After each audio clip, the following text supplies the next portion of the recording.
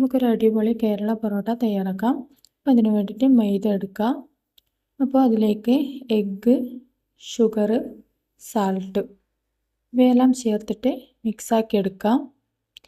ഇതിൽ അപ്പക്കാരം ചേർക്കുന്നവർക്ക് ചേർക്കാം, ഞാൻ ചേർത്തിട്ടില്ല. ഇനി ഇതിനെ മിക്സാക്കി എടുത്തിട്ട് അതിലേക്ക് വെള്ളം ഒഴിച്ചു കൊടുക്കാം. മൈദൻ്റെ ഇതുപോലെ ഇരിക്കും വെള്ളത്തിൻ്റെ കണക്ക്. ചിലത് വെള്ളം ഒഴിച്ചു കൊടുത്ത് പാകമാവുന്നത് വരെ ഒന്ന് മിക്സാക്കി നോക്കിയാൽ മതിയാവും. ഞാനിവിടെ 6 കപ്പിന് 1.25 കപ്പ് വെള്ളമാണ് കറക്റ്റ്.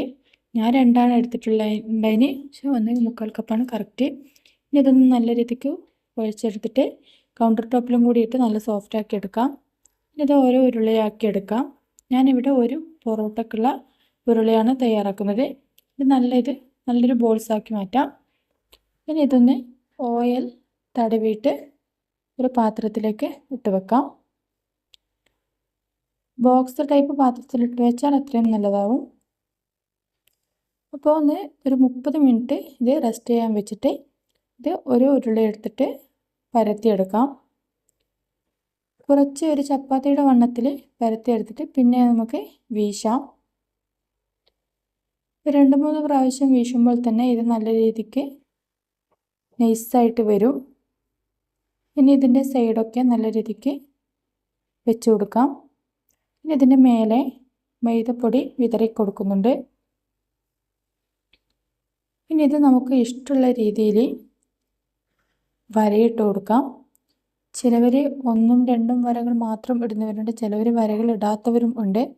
അപ്പോൾ നമുക്ക് ഇഷ്ടമുള്ള പോലെ വരയിട്ട് കൊടുക്കാം. അപ്പോൾ ഇനി ഇതിന് സൈഡൊക്കെ 2 സൈഡിൽ നിന്നും നടുവിലേക്ക് കൊണ്ടുവരിക. എന്നിട്ട് ഇതൊന്ന് എടുത്തിട്ട് റൗണ്ട് ചെയ്ത് കൊടുക്കാം. റൗണ്ട് ചെയ്തതിന് ശേഷം പ്ലേറ്റിലേക്ക് മാറ്റി വെക്കാം. പ്ലേറ്റിലേക്ക് മാറ്റി വെച്ചിട്ട് ഒരു 10 മിനിറ്റ് കഴിഞ്ഞതിന് ശേഷം ചുട്ടെടുക്കാം. ചെറുതായി ഒന്ന് പ്രസ് ചെയ്യുമ്പോൾ തന്നെ നല്ല രീതിക്ക് ഇത് പരന്ന് കിട്ടും. ഇനി ഇത് നല്ല ചൂടായ കല്ലിലേക്ക് വെച്ച് കൊടുക്കാം. ഇതിൻ്റെ കളറൊന്ന് മാറി വരും. അന്നേരം മറിച്ചിട്ട് കൊടുക്കാം. ഇനി വീണ്ടും മറിച്ചിട്ട് കൊടുത്ത് പൊറോട്ട റെഡിയായി കഴിഞ്ഞാൽ നല്ല രീതിക്ക് ഇതുപോലെ അടിച്ചു കൊടുത്താൽ സോഫ്റ്റ് കേരള പൊറോട്ട ഇവിടെ റെഡിയായി കിട്ടും.